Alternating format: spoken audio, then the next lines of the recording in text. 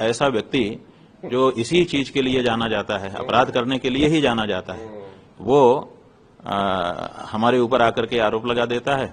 रामभद्राचार्य जी इतने बड़े history sheeter को शिष्य बना करके क्यों रखे हुए हैं, ये भी एक बड़ा प्रश्न उठता है। तो जो आरोप लगाने वाले का चरित्र है वो अब सार्वजनिक हो चुका है। उनकी ये अर्जी आई थी वो झूठी है, इस बारे में प्रमाण पहले से ही न्यायालय में धारा 22 के तहत दे ही दिया है। आरोप लगाना बहुत सरल होता है, कोई भी किसी के ऊपर भी आरोप लगाने के लिए स्वतंत्र है। तो जब भी किसी को बदमाशी सूझती है तो वो किसी पे आरोप लगा देता है, लेकिन आरोप लगाने के बाद आरोप टिकना चाहिए, वो सिद्ध होना चाहिए। तो अगर वो आरोप सच होगा तभी सिद्ध होगा, अगर वो आरोप झूठा है तो वो टिकेगा ही नहीं।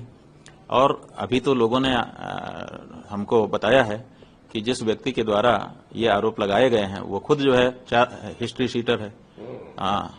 माने जाने कितने मुकदमे उसके ऊपर अलग अलग आपराधिक धाराओं में पंजीकृत हैं और मुकदमे चल रहे हैं, कई बार जेल में भी रह करके आया हुआ है। तो ऐसा व्यक्ति जो इसी चीज के लिए जाना जाता है, अपराध करने के लिए ही जाना जाता है, वो हमारे ऊपर आकर के आरोप लगा देता है और वो रामभद्राचार्य जी का शिष्य निरूपित होता है। रामभद्राचार्य जी इतने बड़े हिस्ट्री शीटर को शिष्य बना करके क्यों रखे हुए हैं, ये भी एक बड़ा प्रश्न उठता है।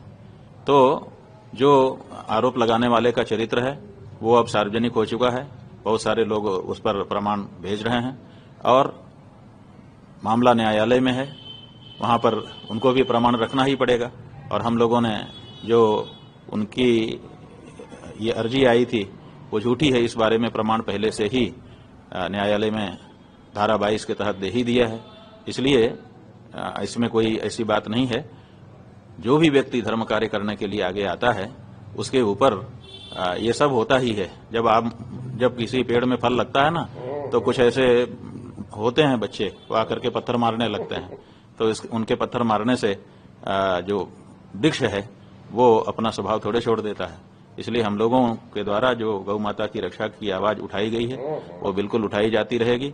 और बल्कि इस तरह की अगर व्यवस्था की जाएगी, हम लोगों को हमारे चरित्र हनन की आदि की कोशिश की जाएगी, तो इससे अप्रभावित रहते हुए हम अपनी गौ माता की रक्षा के लिए और भी दृढ़ता से आगे बढ़ते जाएंगे।